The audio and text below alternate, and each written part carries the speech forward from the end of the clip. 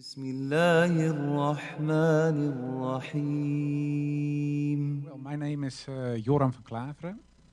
I'm from the Netherlands, and I used to be a member of the PVV. It's probably a party that you do not know, and if you do know, that's something special to know. It's the party of Geert Wilders. Maybe you've ever heard of him, the guy with the blonde hair. It's not his real hair color. I know. But he founded the party in 2006, and it's called the PVV, the Freedom Party of the Netherlands. And the main goal of that party was to make sure that Islam was not able to grow in the Netherlands, and later on, it was the purpose was to ban Islam from the Netherlands in total. Well, I'll come back to that later. Maybe it's interesting that I introduce myself a little bit. My name is Joram Van Klaveren, as I said, and I grew up in a very Orthodox Protestant environment. My mother and father were members of the Reformed Church. I have an older brother, a sister, another younger brother. We went to church. We read the Bible. We did all the things that normal Christian people do. But we were we were members of a very strict denomination of the Christian Church.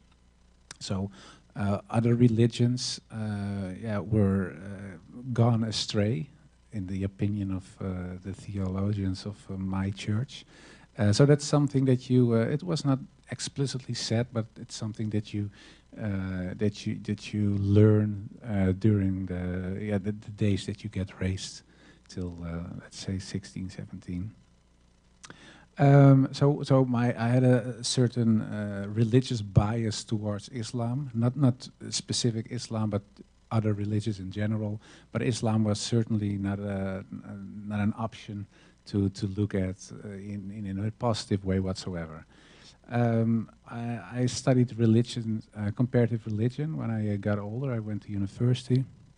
But you take, of course, the things you learn in your upbringing with you. So that's something I did too. I became politically active after 9/11, because September 11, 2001 was the first day of my study of comparative religion. So it was a strange kickoff. After that, we had a murder in the Netherlands. Maybe you've heard of it, Theo van Gogh. He was murdered by a jihadist, a lady who is active in the United States as well, who's from the Netherlands, Ayaan Hirsi Ali. She was in parliament when I was an assistant of a politician back then. So the whole sphere in a political sense and in a social sense was very anti-Islam. Of course, you had the terrorist attacks in London, Madrid, etc., etc. So there was a certain time that the view that people had when it came to Islam became a negative and more negative, more negative. And I think that another thing that's very important that played a role in the way I developed myself is the fact that in Europe there is a historical bias towards Islam because of the historical clashes. And we have crusades from the Christian church towards the Islamic world. There are attacks from Ottoman Empire, for example, on the Christian part of the world. So there have been clashes for hundreds of years, one side, the other side, and the other way around. And the combination of those things, the start of my comparative religion study at September 11, 2001, the fact that Theo van Gogh was murdered, my upbringing, and I think the historical bias of Europe when it comes to Islam, the combination of those things made me want to become politically active. And I was searching for a party who was most anti-Islam, well, I found that that party. There was Geert Wilders from the PVV, and I did everything I could. When I became a member of parliament, it was in 2009, 2010. So that's way back, and yeah, the last I think 7, 8 years of the 7, 8 years after that, I did everything that I could to stop Islam from growing.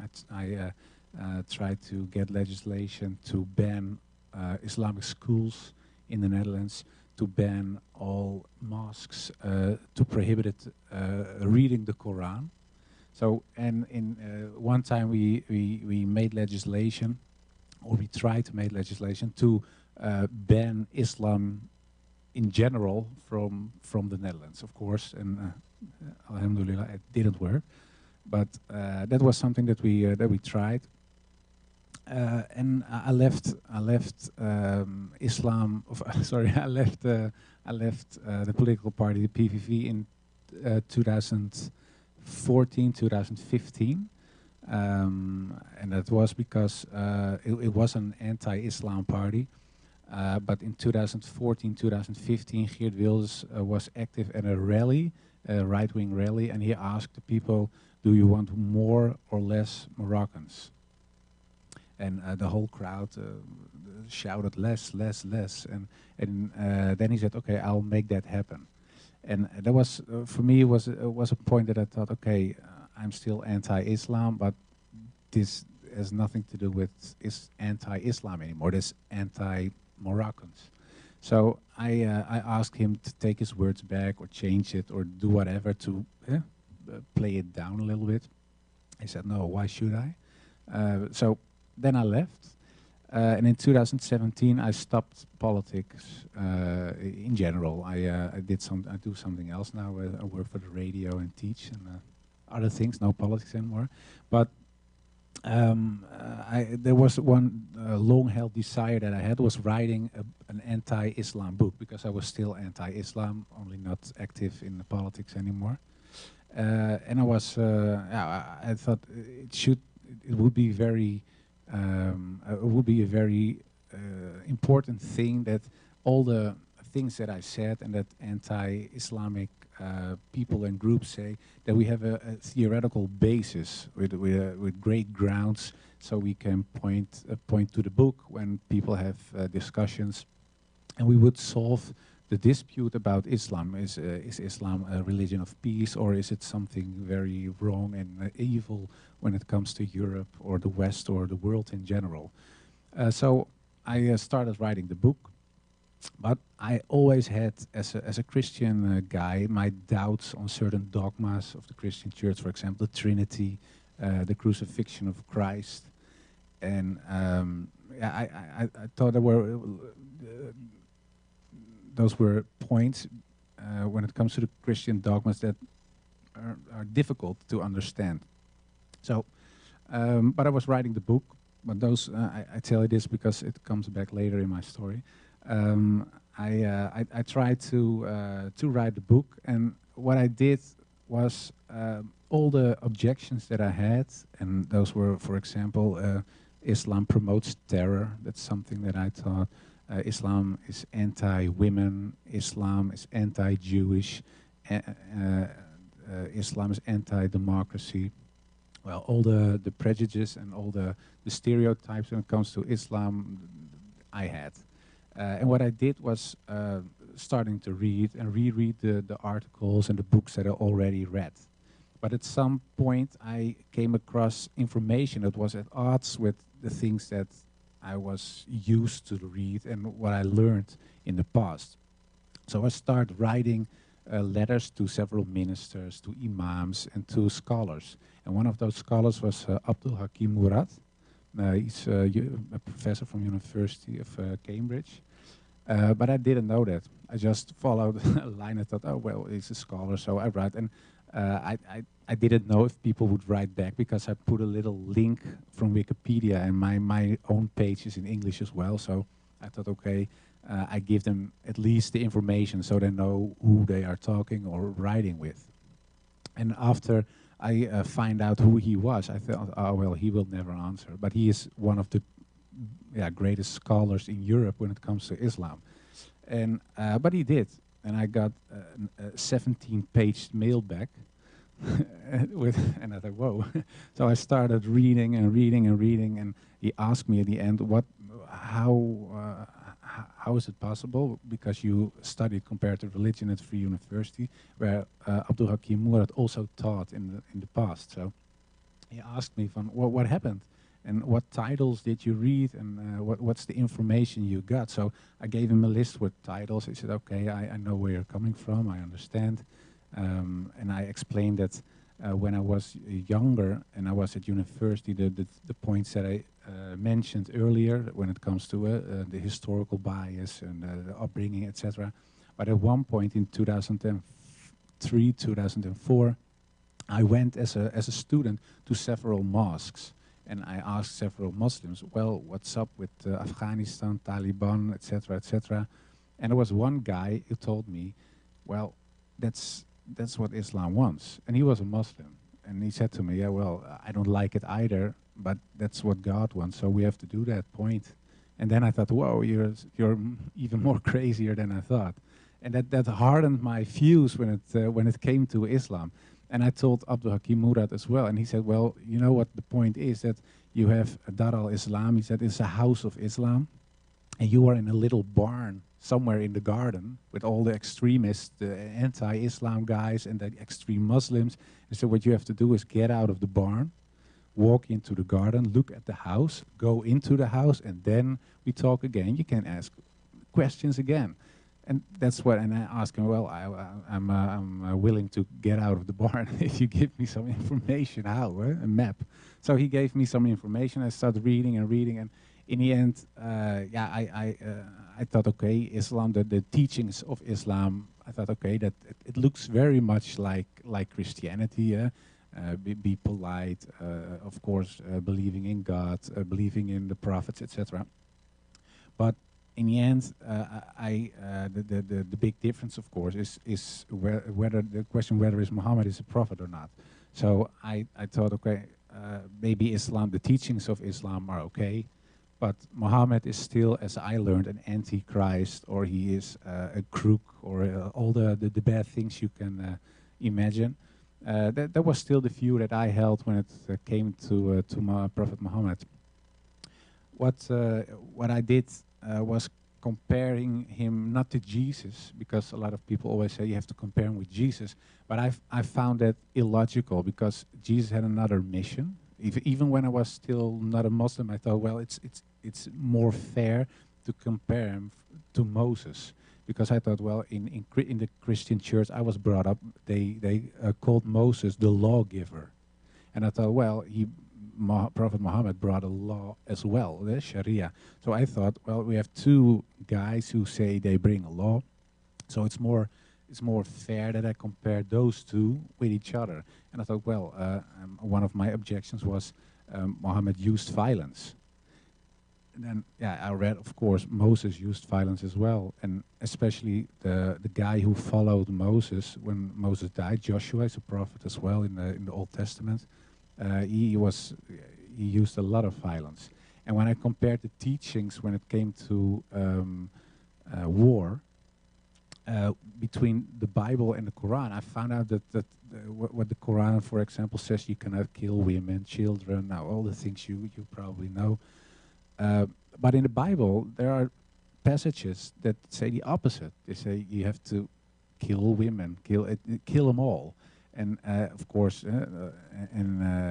let's be happy that's not what the most Christian churches teach. But there are passages in the Old Testament that say that you have to wipe out everything, even the grass. So everything has to be erased. So I thought, okay, when it comes to violence, I can no longer say that Muhammad, because he fought a war, and it was a defensive war, that he is no prophet if I accept Moses and Joshua, for example. So, okay. And then I went to another point and another one, and all the points that my objections against Muhammad, when I compared it to other prophets, I had no grounds anymore. So in the end, I thought, well, maybe they are all no prophets, or Muhammad is a prophet as well. And that was a point for me that I had to look into my heart to see. I still believe in God. Well, if you believe in God, why do you believe God? There is a revelation. If I believe in a revelation, that the revelation is brought by someone or someone's. That's not an English word, but by people, and those people we call prophets. So I thought, okay, then Muhammad is a prophet. And then I realized, well, if I say Muhammad is a prophet and I believe in God, then there is a problem, because then I would be a Muslim, and that's not still something I didn't want to be. And so I talked to a lot of people, and they say, yeah, well, if that's the case, you are a Muslim, whether you like it or not, or you must stop believing in God or something.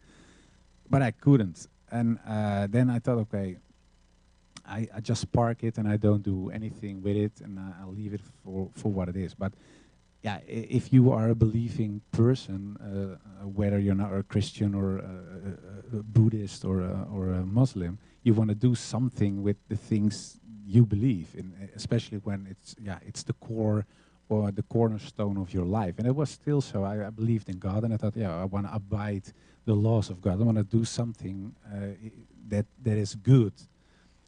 So I had to do something with my newfound information, and I started looking for a publisher to do something with the book. And the book was not already finished, but most of the parts that I found out and the new information I found out were in the book, but not yet my conversion, because I didn't convert it yet. And I was looking for a typical Dutch publisher. So it's called in Dutch. It's called het Kennishuis. It means house of wisdom. But they wrote it in an old style Dutch, and when you write it in old Dutch, it's typical Dutch. Most nationalist guys write it in old Dutch, so you see, oh, whoa, he's a real Dutch. So that's what it. And I thought, okay. And the publisher wrote Het Kennishuis, so the House of Wisdom, in Old Dutch. And they were specialized in Islamic literature. So I thought it was an anti-Islamic publisher.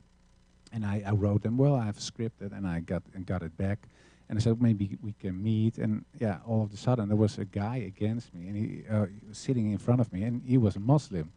I said, oh, why you look Muslim? Yeah, I am a Muslim. It's Islamic. It's an Islamic publisher. It's an Islamic publisher. You called it Kennishuis, and you wrote it in Old Dutch. Yeah, I know. But we did it on purpose because we're in that way we try to reach out for people who think that Islam is not compatible with the West or with Holland in this case. So we start talking. I told him where I was, that I believed that Muhammad probably was a prophet, and I still believe in God. He said, well, you are a Muslim, but you don't know it yet. So I start reading, and it took a couple of months, and after those months, we were eating at home by the publisher, and there was an imam with us and some other guys, also non-Muslims, and the imam suddenly asked me, "Do you believe in God? Yes or no?" I said, "Yes." "Do you believe Muhammad was a prophet? Yes or no?" I said, "Yes." I said, "Well, we take the Shahada now, or is it something you do not want to do?" And then I said, "Yeah, I think deep in my heart I want to do it, but I cannot do it because, of course, because of your family, and yeah, because I was a right-wing nationalist. I cannot become a Muslim. That's ridiculous." But I did, and it made me very happy, and I'm still very happy today. Unfortunately, a lot of people in my family, of course, are a little less happy when I did it. And some Muslims ask me, "Well, aren't you mad at your family, or why aren't you disappointed?" But I'm not, because especially my mother, she was very sad, and yeah, she said, "It's not because I'm sad because you became a Muslim." She said, I would also be sad when you became a Buddhist, because yeah, she thinks Christianity is the truth, so she was worried for my soul. So I couldn't be. In the first place, it's hard to be mad at your mother, but especially when somebody is mad or sad out of love. So that's something that I always try to remember. But there are a lot of yeah, of course, the old supporters of the political party I was active in, yeah, who are not so happy. The usual death threats and stuff like that. But that's not something that holds you back, because yeah, it made me very happy. And the doubts I had, is that what I told about Christianity, the doubts I had when it comes to the Trinity of God and the crucifixion, the fact in Christianity people believe that God had to sacrifice Jesus Christ so he could forgive the world. But at the same time, in the Bible, it says that God is almighty and does what he wants to do. And I always thought as a child, well, if you are almighty as God, why can't you just forgive? Why is there a son who had to die before you can say, okay, I forgive? So I thought it was illogical. I still think Christianity is a nice religion. Only I didn't believe the truth with a capital T. It wasn't there for me anymore. And strangely enough, when I was writing the book, I got Islamic answers to Christian questions. And yeah, that was a point for me that I thought, yeah, it gave me a lot of rest, and my heart and my head resonated. And that's something that I didn't have before. So when I felt that, and of course you believe it, yeah, that made me in the end deciding to become a Muslim, and that's what I did, and I still am, and I'm very happy. That's in short the story. So I think, yeah, no, I don't know what the program is. Do you want to ask question people in the? Let's give him a round of applause for that. That was really touching. Thank you so much. Wonderful. So we're going to do Q&A now, and we'll start with the sisters, and we'll ping pong back and forth with the brothers. So first for the sisters, inshallah, there's a mic going around, and Brother My Voice will come to you. Just raise your hand if you have a question, inshallah. Jazakallah khair. And it looks like we'll go to Sister Shazia first.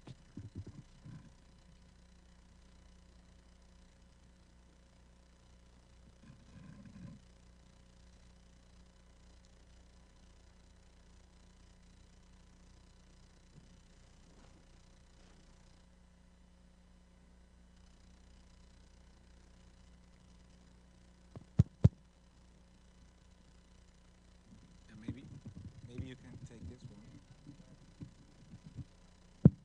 This one.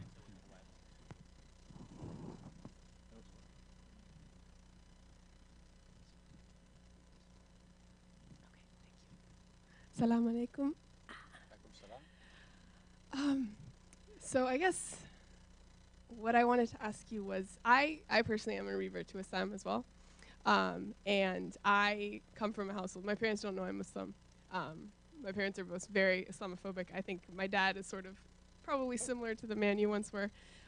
Still love him, you know, just it's not something I can talk about right now as my religion. So I guess my question to you would be, what advice would you give to someone, to your old self maybe? And yeah, I guess I'd be interested to hear that. Well, thank you for the question. Can you hear me? Okay. Yeah, it's a good question. What kind of advice do you give to yourself or your father or mother maybe? Yeah, I think that one of the most important things when it comes to Islam is education, and making people see that Islam is not what you see at the news or the things you always hear. And I think in America, I don't know America, of course, because I don't live here, but I think in America there is a certain bias that we all also have in Europe, because a lot of Europeans in the past went from Europe to America, of course. So the historical aversion some people have against Islam, because of the clashes there have been are also maybe in the American culture, and especially after 9/11, of course, and bombings and terrorism, etc. But at the other hand, it's not like we think of Christianity when we look at the KKK, for example. It's a Christian organization, but it's not that most of the people don't see the KKK as a Christian organization, but they claim they were or still are. I don't know if they still exist. But when it comes to Islam, people do. They say, okay, we see, for example, ISIS, and that's Islam, and all other Muslims are not real Muslims, or they're pretending to be very democratic or law-abiding, etc. Sorry. But it is a fact that Islam is something else. And my story, I wrote a book about it, and I think in the Netherlands, I think it's very important that people read my journey, because most of the arguments people use against Islam are pointed out in the book, and there's a explanation why it isn't correct. And the book is being translated into English. Is maybe if it is, if they publish it, and I think in a month or 3, you can give it to your father. I'll send it to you, and I'll write something for him in the book, and maybe that opens the door. And it would be nice, of course, if he became Muslim. But if he doesn't, at least he understands better what Islam is and what's probably motivates you to become Muslim.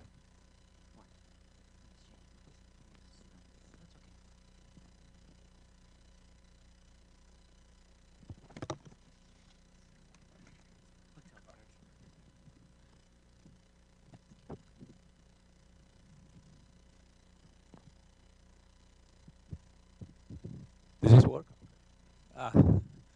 Thank you for your presentation. It was very insightful. The question that I have, first of all, I've been to Holland, great country and very nice people.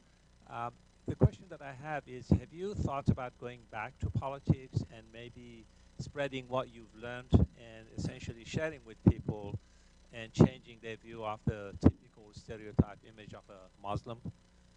Thank you. Yeah, thank you for the question. Yeah, I didn't think of politics, and I still don't think of politics too much. Of course, you follow politics, but I have no desire to go back. I've been in politics for 12 years, in you call it here the Senate, and if you are in politics, you have to have certain ideological motivations, and I think a little bit or arrogance or naive, being a little bit naive. So if you have to believe that you can change the world, and I hope, of course, that we can change the world as a community, but I have no longer the illusion that the political party can change the system. But I think in the end, it's not a political thing. It's something of the people. And if people see that Islam is a positive force, and that you contribute to a country, that you contribute to your own community, but also to other communities, that the view of people will change. If I can change, and you don't know me, of course, but I was really anti-Islam. So if somebody then told me, well, in about 5 years you will be a Muslim and you're sitting in the United States of America talking about your conversion to Islam, I thought he was crazy. But it did happen. So I think in the end it's something that that has to come out of the people itself, non-Muslims I'm talking about. And I think that a lot of Muslims, especially in Europe, because I think it's a little bit different here, also have to look at themselves and see why is it that people are always so negative. Because in the Netherlands there are a lot of Muslim youngsters, youth, who are making a lot of troubles. And when they are making trouble, sometimes they shout Allahu Akbar. So non-Muslims associate Islam as a religion because they hear something with Allah, and they see youngsters, for example, throwing in a window with a stone or whatever. So the association is always violence, Islam. And of course they see the news, they see terrorism, they hear people like my old me telling on television, well, this is wrong, they are don't, blah, blah, blah. So the combination makes it very hard for non-Muslims to see Islam in a positive way. And I think that the best group to show them the other side are Muslims, because we are, of course, the ones who have to practice the teachings of Prophet Muhammad. And I think if we really practice those teachings, that we have a better world. So, and it starts with yourself as a community. So I'm not going back into politics, but I founded an organization. It's called the Anthony Janszoon Association in the Netherlands. And what we try to do is to change by giving lectures, going into the country, schools, etc. So we can show people what that Islam is something else than that you see, or what most people in Europe think. And it's I don't know if I have time, but I don't know if you know who Anthony Janszoon was. So I never heard of him. Okay, that's funny because it's an American. Yeah, he became an American. Anthony Janszoon van Salé. His father was called Jan Janszoon. It means son of Jan. And Jan is a typical Dutch name. And it was around 1610, so a couple of hundred of years ago. He was a pirate for the Dutch Navy. And he had to, we call it kapen. You have to rob Spanish ships, because the Netherlands were a province of Spain then. And in the end, we wanted to be independent. So what we did as a Dutch people, we attacked Spanish ships, took their silver and gold, and used it for weapons to fight against them. So we used their own money to fight against the Spanish. One of those guys who did that was Jan Janszoon. And one day he was with his ship near Spain and the Canary Islands. It's near Morocco. And his ship broke down, and he was caught by pirates from the northern of Africa. And they brought him to Salé, and that's a little place in Morocco. And then they asked him, well, you can choose, or you buy yourself free because you have a lot of money, or you walk back. Well, that's impossible, of course. Or you become a Muslim. And then he asked, I don't know what, he asked him, what is a Muslim? I've never heard of a Muslim. What's a Muslim? And they explained him, and then he said, oh, then I'm already a Muslim. And they were so impressed that they said, well, if you are a Muslim, then you can choose, or you join us, or you're free to go wherever you are. And he said, well, I love the sea, I love robbing Spanish ships, so I want to be part of your gang, or whatever group it is. So he became a pirate for Salé, and Salé was a little republic. And the Sultan of Salé was so impressed with the things he did, because he was a very good pirate. And they robbed Dutch ships then, and Spanish ships. They made him a president. So he became the first president of a Moroccan place, was Jan Janszoon from a little place out of Holland. And he later on he married a Moroccan girl, of course a Muslim as well, and they got 4 children. And one of those children was called Anthony, and that's the guy why my foundation is Anthony Janszoon van Salé, Anthony in English. And he was sent to the New World with a lot of money from his father, because his father became very rich. And that Jan Janszoon's son, dus Anthony Janszoon van Salé, went to America, because they called this the New World. And it wasn't America yet; it was still part of the British Empire. And he went to a place called New Amsterdam, and it was New York. And in New York, some people say, well, it's founded by the Dutch, New York. There's still typical Dutch names. For example, the Bronx is Brooklyn. Is Breukelen, it's an old Dutch city.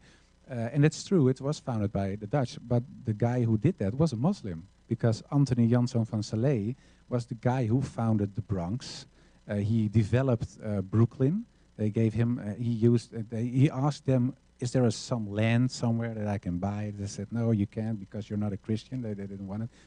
Then he said, well, I pay 3 times what you normally ask. I said, okay, buy the land.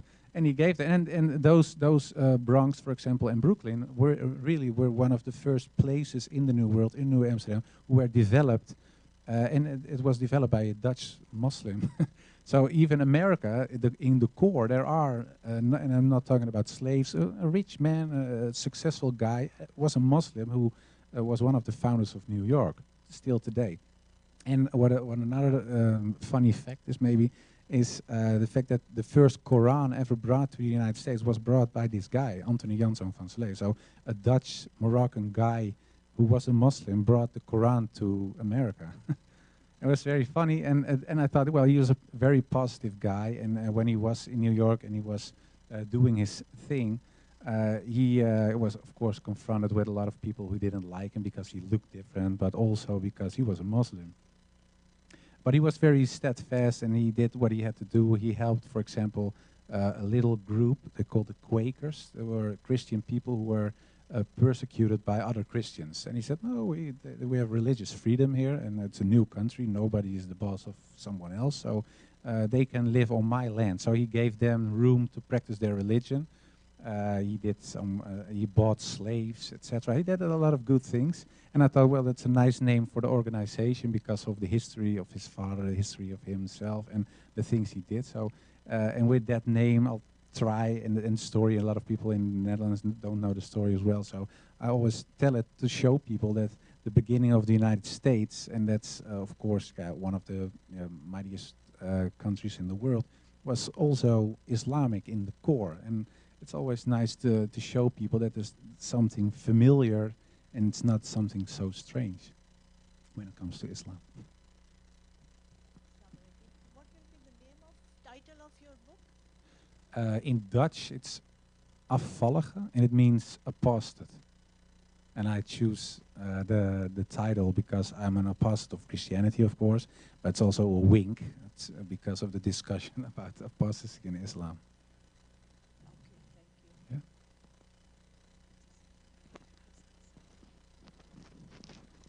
Yeah. Assalamu alaikum. I don't know, is this working? Salam. Oh, it is, okay. First of all, thank you so very much. I'm originally from what became New York, was New Amsterdam. Okay. And there are a lot of Dutch names that are well known along the Hudson River, and I think the Hudson was, Yeah. well, the explorer was Dutch, and the Roosevelts, the two President Roosevelts, Dutch ancestry. So there's a lot of history, but nobody mentions in America that they're Dutch. Anyway, welcome. And many people don't know that the word California comes from the word Khalifa.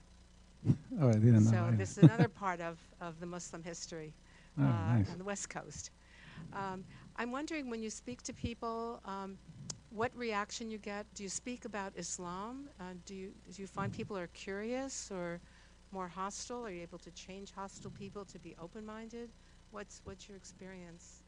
Yeah, of course, in the beginning, and there are still people who are very anti-me because I became a Muslim. But in general, I have to say that most people are more interested than angry.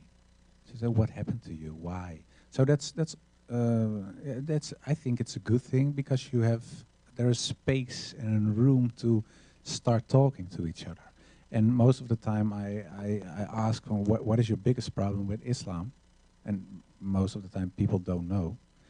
So we try to discover while talking what his or her issue is with Islam. And yeah, I even got some emails from people that said, well, after I read your book, of course I'm not a Muslim and I still don't like Islam, but I get it.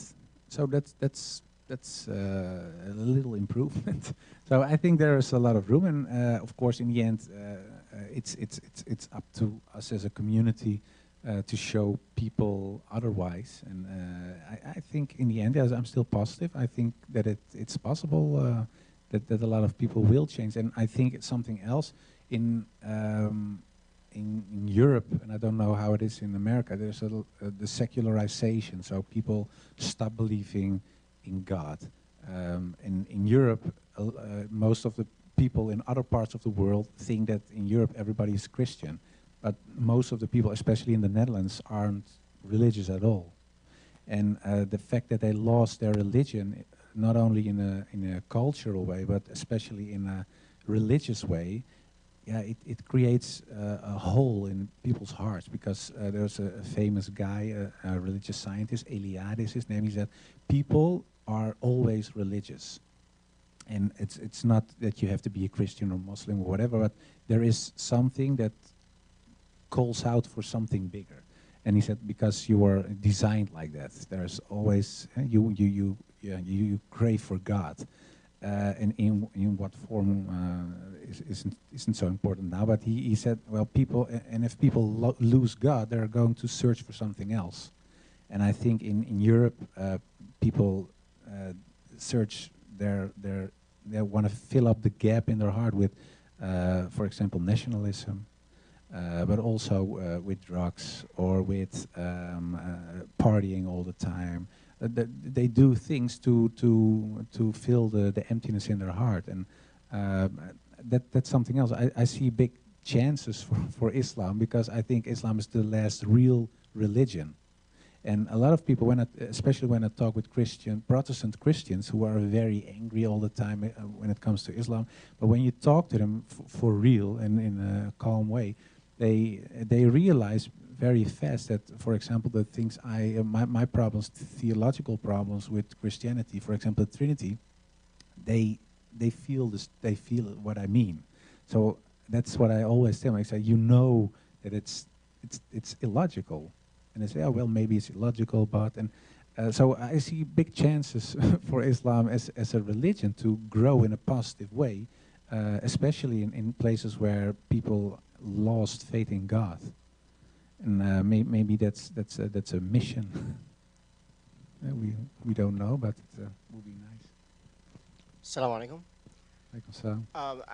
In my day job, I've had the pleasure of going to Holland quite a few times in the last few years.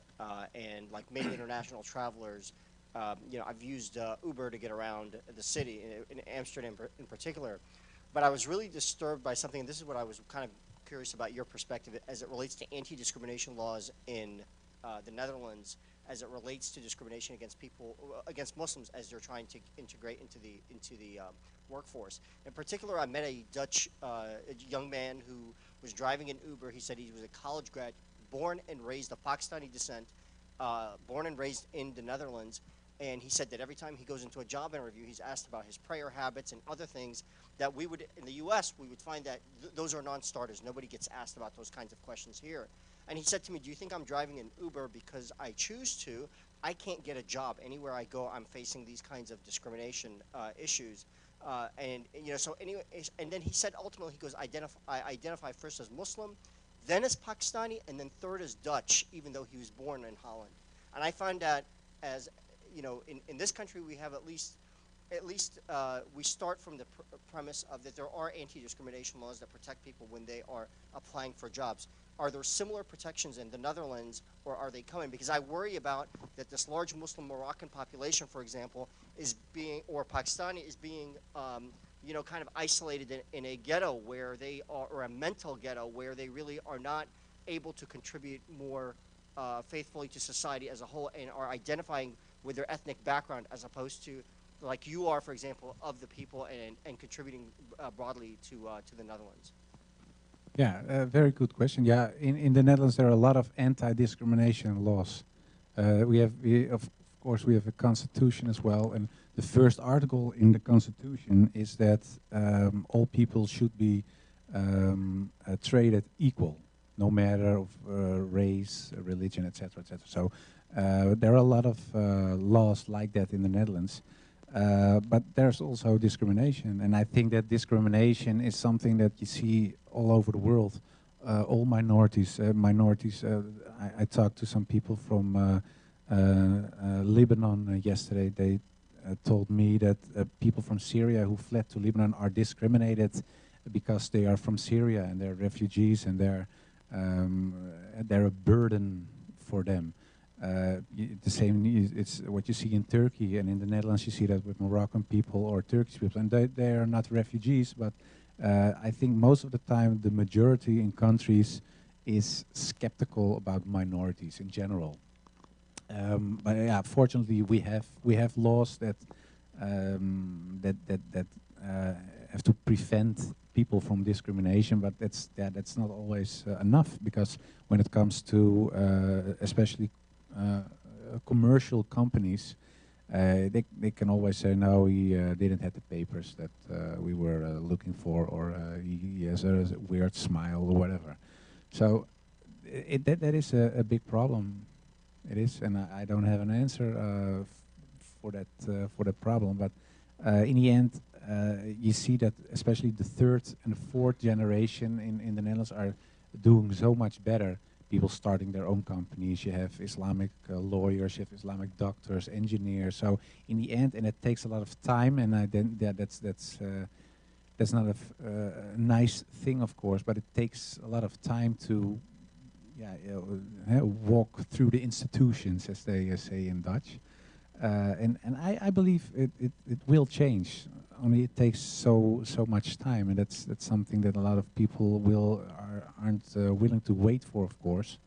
And in the other part, the other side of the story is that you see, especially in Eastern Europe, that there's a very strong anti-Islam movement now, and it's not only in Eastern Europe, but because the anti-Islamic groups are uniting in the European Union now. So it became one powerful force in politics now. So that's something that's very worrying, and it gives a lot of the normal people, as you can say, the people in general in different European countries, an excuse, because they say, well, we have 1/3 of parliament saying Muslims are wrong, or they create problems.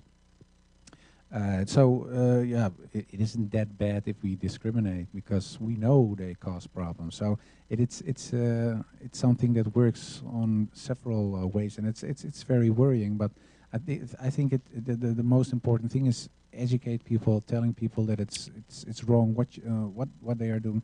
And I think it's also important to promote Islam and help each other. So if there is a guy with a successful company who is a Muslim, he can always help other Muslims, for example, when it comes to, we call it stages, I don't know, the internships, for example.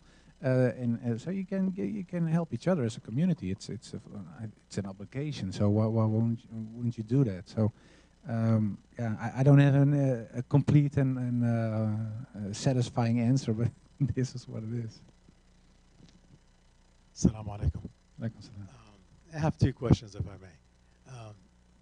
During the discussion, you were mentioning that you had Christian questions and you found actually Muslims answers.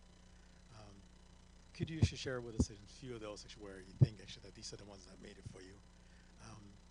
And the second question is, with your involvement with the political field and being maybe actually prior anti-Islam. Oh, sure, sorry. With the political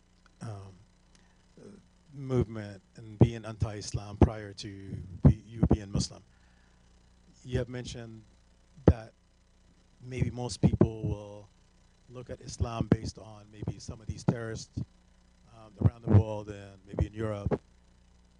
Are these actual terrorists, or maybe these are actually like movements by certain governments in Europe that Islamophobic, maybe that actually did make Islam look bad? What's your take on that actually as being involved in the anti-Islam movement back then? Okay, that's a big question. The first half of the question was about Christian doubts. My doubts had to do with especially with the Trinity, because in Christianity we believed that God exists as one being, but in three persons: God the Father, God the Son, that's Jesus Christ, and the Holy Spirit. And I always found it very hard to understand the concept, because in Christianity, Jesus Christ dies on the cross, but he is God, so God dies. So I asked the minister when I was 12 or 13, how is it possible that something that is infinity, if God is infinity or infinite, how is it possible that it dies? Because then it is ended, it's ending. So that's impossible. And if he is dead and he is alive at the same time, that's something like a square circle. That's impossible. And then they said, well, it's a mystery. So yeah, that's. But you have to believe it. But if I try to believe it, I can't because it's a mystery, and I don't found that very satisfying. So that's something that, and there are a lot of theologians who have very nice concepts. But in the end, it's coming back to the question: is the God of Jesus Christ, is it one or three? And in the whole Bible, there's no sentence in the Bible that says God is three. It isn't there. And the parts that are referring to something that could be interpreted as three are added later. And it's even in the Christian Bible, you can see that it's almost always between, I don't know how you say it, we call it haakjes, between quotes. No, not the yeah, that one. And in Bible it says the sentences between those things are added later. So there are in the Bible there's no referation to God as three, and there is even a sentence that Jesus Christ says, "Hear, O Israel, your God is one." Well, that is exactly the same as Prophet Muhammad said. There is one God, and that's Allah. So it wasn't logical for me. So the Trinity thing was an issue for me. And another thing I talked about earlier, short, it was about whether there should be a murder before God can forgive. And yeah, I found that not logical, because in the Bible says there's a story about the prodigal son. It's a story that there's a father and he has two sons, and it's a very rich father and it's a very successful company. And one of the sons goes away and he says, "Well, Dad, if you're so rich and one day you will die, so can't you give me the money I'll get when you die?" He says, "Okay, if you want that, here's the money." And he goes away and he does everything he shouldn't do. He is partying all the time, going to hookers, and I don't know what he does. And he comes back, he's totally wasted, and he doesn't feel like a man anymore. And he says, "Well, what am I doing suddenly?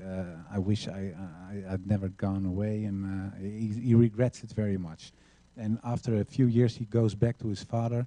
And his father sees his son coming, and he says to his assistant, "Well, bring him the best clothes that you have, put a silver ring on his finger, and let's celebrate that my lost son is back." But the other son says, "Well, ho, I was working all the time for you. I did everything that I had to do. I abide the law. We pray together to God, and weird Willie there goes and does everything wrong, and you are celebrating his return." And it's a story that Jesus tells in the Bible, and then the apostles, the people around, the Jesus followers ask, "Okay, what's the point here?"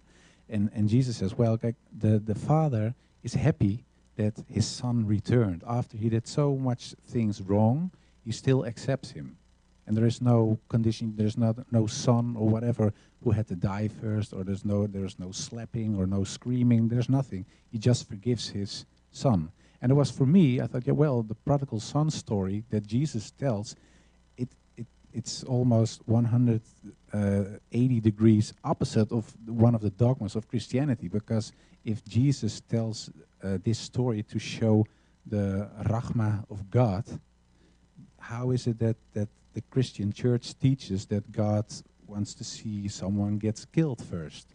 So there was another point for me that I thought, well, the Islamic narrative is much more logical, and it's in a sense even more Christian than the Christian teachings. The other part of your question I forgot, sorry.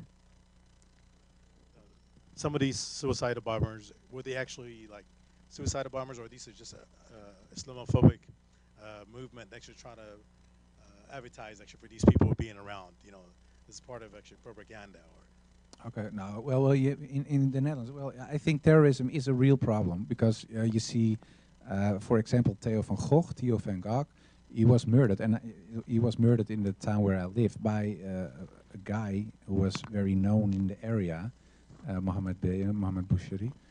Yeah, and he killed him.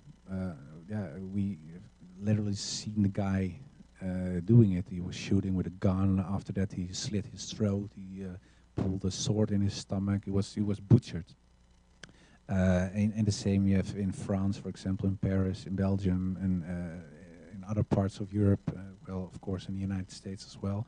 So I think terrorism is a real problem, and I think there are Muslims or people who call themselves Muslims who do very bad things. But that's not a reflection of the religion. And that's what I told earlier. It's the same that there were in the United States were white guys, Christian guys who burned black people and burned crosses in their backyard and lynched people, hanged them on trees, etc. But then they said, well, we are real Protestant Christians. They even hated Catholics. But that's not a reflection of the teachings of the Christian church. So it's of course unfair to judge a whole religion and more than 1 billion people on the sick things a small marginal part of the group is doing. And I think that it counts for all religions. I think most of the religions reflect something good. And yeah, of course, I think that the whole truth with capital T is in Islam. But still, I don't know that if other I still don't think that other religions are totally wrong or people should be killed or etc. etc. And when it comes to terrorism, I think it's a real problem. I think that people should be punished who act like terrorists. And at the same time, I think it's not a reflection of Islam. There are psycho people in the world, and there are Christian psychos, there are Buddhist psychos in Myanmar, there are people in China who are treating Uyghur Muslims as beasts. Those people are psycho. So there are a lot of psycho people in the world, but it's not a reflection of the religion, not of Islam and not of Christianity, and I don't think it's a reflection of Buddhism as well, how they treat in Myanmar Muslims. Okay, let's give a round of applause to our special guest. Jazakallah khair.